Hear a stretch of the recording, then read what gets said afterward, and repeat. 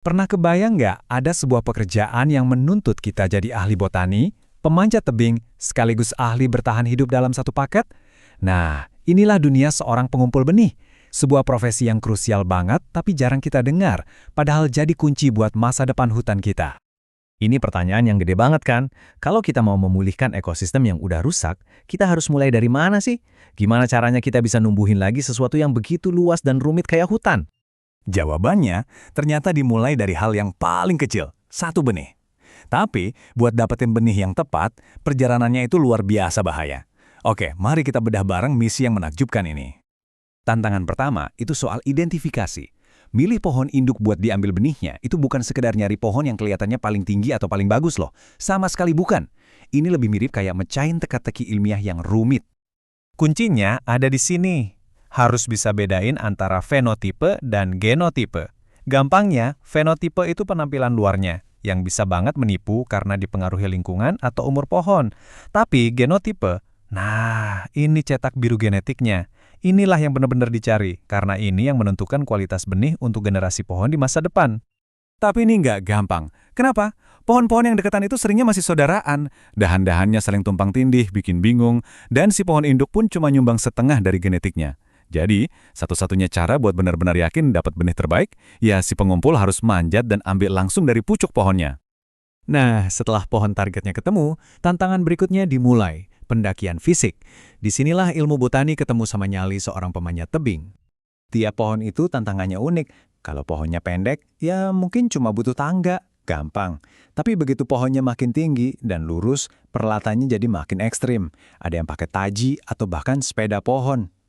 Kalau pohonnya raksasa, wah itu butuh sistem tali yang rumit banget.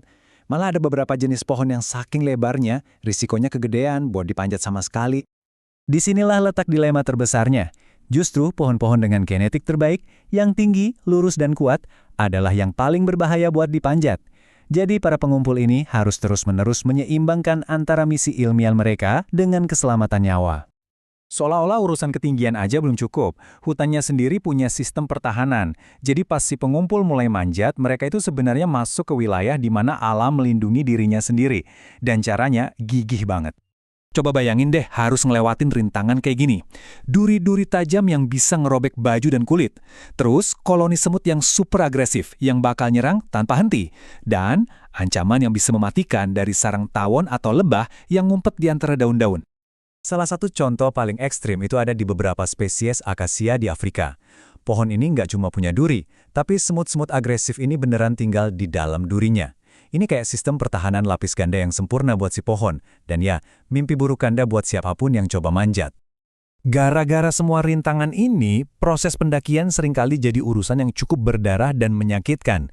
Ini udah bukan sekedar pekerjaan lagi, tapi udah jadi pertarungan fisik langsung melawan alam. Oke, setelah ngelewatin semua itu, identifikasi, manjat, dan pertahanan alam, masih ada satu lawan terakhir yang sama sekali nggak bisa dikendalikan. Cuaca. Cuaca ini bisa mengubah misi yang udah direncanain matang-matang jadi bencana dalam sekejap mata. Semuanya benar-benar bergantung sama cuaca. Kondisi kering itu satu-satunya yang ideal buat kerja. Begitu cuaca jadi basah atau berangin, tingkat keberhasilan dan keselamatan langsung anjlok drastis. Emangnya kenapa cuaca buruk itu bahaya banget? Gini, kalau lagi basah, kulit pohon jadi super licin, resiko keplesetnya tinggi. Kalau angin kencang, dahan bisa patah atau buah-buahan yang berat bisa jatuh nimpa tim di bawah. Belum lagi, angin juga bisa nerbangin benih-benih kecil yang berharga itu jauh dari terpal penampungan. Sia-sia kan? Jadi gimana solusinya? Para pengumpul yang udah pengalaman punya strategi yang sederhana tapi efektif. Mereka mulai kerja pagi-pagi buta. Soalnya, pagi hari itu biasanya lebih tenang, lebih sejuk, dan lebih terang. Ini ngasih mereka jendela waktu terbaik buat nyelesain misi sebelum cuacanya mulai nggak bersahabat. Jadi, kalau kita rangkum, inilah perjalanan lengkap seorang pengumpul benih. Mulai dari menganalisis genotipe pohon secara ilmiah, milih alat panjat yang paling pas, melewati segala macam pertahanan alam, sampai akhirnya harus balapan melawan waktu dan cuaca. Pada akhirnya, ini jauh lebih dari sekedar ngumpulin benih. Ini adalah perpaduan yang langka antara ilmu pengetahuan yang mendalam dan perjuangan murni untuk bertahan hidup. Sebuah misi di mana masa depan seluruh hutan bisa jadi bergantung pada keberanian satu orang di puncak pohon.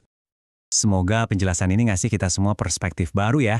Jadi, lain kali kalau Anda lagi jalan-jalan di taman atau hutan dan lihat sebatang pohon yang tinggi menjulang, mungkin Anda akan berhenti sejenak dan bertanya-tanya, petualangan luar biasa apa ya yang udah dilewati sama benih kecil itu sampai bisa tumbuh sebesar ini?